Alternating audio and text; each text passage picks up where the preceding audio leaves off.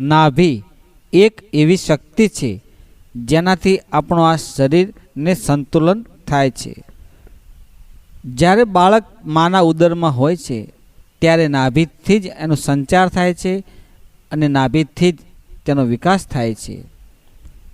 એવું માનવામાં આવે છે કે ભગવાન વિષ્ણુના નાભીમાંથી બ્રહ્માનો જન્મ થયેલો છે. બ્રહ્મા જગતના પાલનહાર દેવતા છે. ભગવાન વિષ્ણુની નાભીમાંથી બ્રહ્મા પ્રગટ્યાનો જન્મ થયો તો સમજી લો કે નાભીનું કેટલું રહસ્ય હશે. અને નાભી જો તમે સમજી શકશો, જો તમે નાભીને જાણી શકશો તો એ મુદ્રામાં જો તમે ધ્યાન ધરશો અને કેન્દ્રિત થશો, દ્રઢ વિશ્વાસ રાખશો અને સવારના વહેલા એટલે કે 3 થી 5 6 ગાળા સમય દરમિયાન પરોળીએ નાભી ઉપર જો તમે ઘી લગાવો છો અનામિકા આંગળીથી અને નાભીને આ શબ્દ તમે બોલો છો તો તમારા જીવનમાં તમે જે ધારો છો, તમે જે વિચારો છો એવું જ થાય છે. તમારું કોઈ પણ કાર્ય હોય તે ઝડપથી થવા લાગે છે.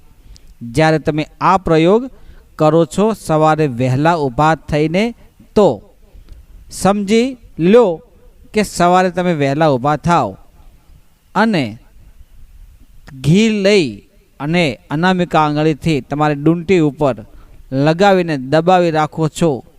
આ પ્રયોગ તમે નિત્ય કરો છો તો તમે જે ધારેલા કાર્યો હશે એ બધા ઝડપથી થવા લાગશે. તમારે સવારે વહેલા ઊભા થાવ ત્યારે આ પ્રયોગ કરો છો ત્યારે તમારે આ મંત્ર બોલવાનો છે.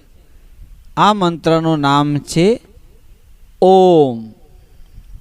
ઓમ એ નિરાઆકાર છે. ઓમમાંથી જ આ સૃષ્ટિનું નિર્માણ થયું છે.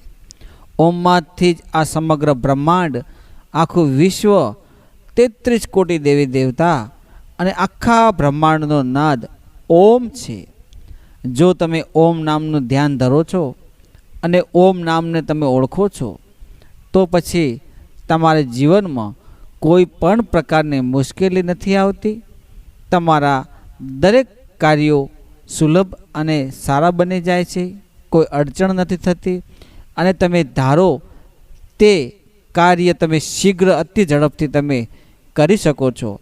તમે જે ધારેલું હોય, કંઈ મેળવવા માગતા હોય, કોઈ ચમત્કારિક શક્તિ, કોઈ દિવ્ય ચમત્કારિક શક્તિ અથવા જીવન જરૂરિયાત માટે ધન, દોલત, માયા, મિલકત, પૈસો, ટકો જે પણ તમે લાવવા મેળવવા માગતા હોય આ એનાથી બધું શીઘ્ર અને અતિ ઝડપથી તમને મળવા લાગે છે.